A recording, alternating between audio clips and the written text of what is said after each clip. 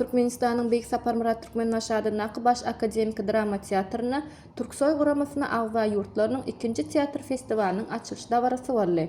Ene şäheriniň Türkiýe dünýäsiniň medeni paýtagty diýip adlandyrylýan ýylyna Türkiýe halklary bir ýere jemleýän bu medeni çäre dogany halklarynyň birek teatr sunaty bilen içgin tanışmagyna ul mümkinçilik döredýär. Festiwaliň çäklerini 18 oktýabrda Özbegistan Respublikasynyň Horazm vilayetiniň Fawza Drama Teatrynyň magtymuly, Gazagystan Respublikasynyň Nurmuhan Janturin adynaky Fawza Drama Teatrynyň guýy, Türkmenistanyň Beyik Saparmurat Türkmen Naşadynaky Baş Akademik Drama Teatrynyň Kabyl we Habyl oýunlary görkezdiler.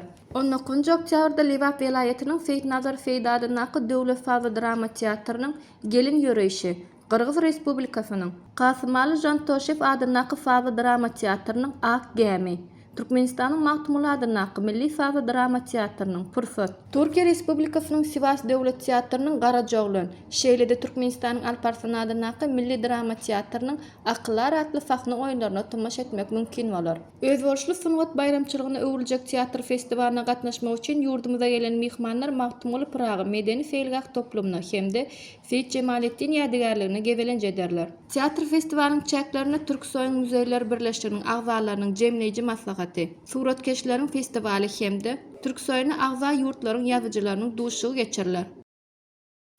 Bugün güzel Türkmenistan'ımızda tüm Türk dünyasından sanatçılarımız geldi. Biz bu yıl 2024 yıl Magtymul Praga yılı Türk dünyasında yani ne şekli bizim Türk dünyamızın kültür başkenti. Bu çerçevede biz ilk tiyatro festivalimizde bugün açılış törenini yaptık. Yani şu çerçevede bir hafta içinde 5 faaliyetimiz var. Bu yazarlar forumu, rassamçılar buluşması, müzeyçilerin buluşması yani tiyatro başkanlarının toplantısı olacak. Bu etkinliğimiz bizim için çok önemli.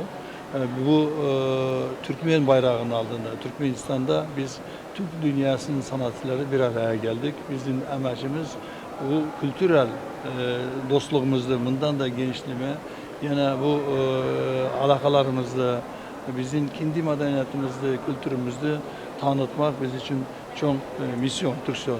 Bu Türksoy misyonu ilgili bu faaliyetlerimiz çok önem verir bir Türk dünyasının kültürünü yaşatmak, bundan korumak, yani bizim elimizin ortasındaki beraberlik, dostluk gibi bizim iyi, bizim kutsal, tradisyonlarımız, geleneksel sanatımızda bundan da devam edeceğine çok bir önem verecek faaliyetler. Tamam efendim. Bu tiyatro festivali ile ne amaçlanıyor? Tiyatro festivali bu Aşgabat'ta ikinci tiyatro festivalimiz. Birinci festivalimizde biz Baku'da yaptık.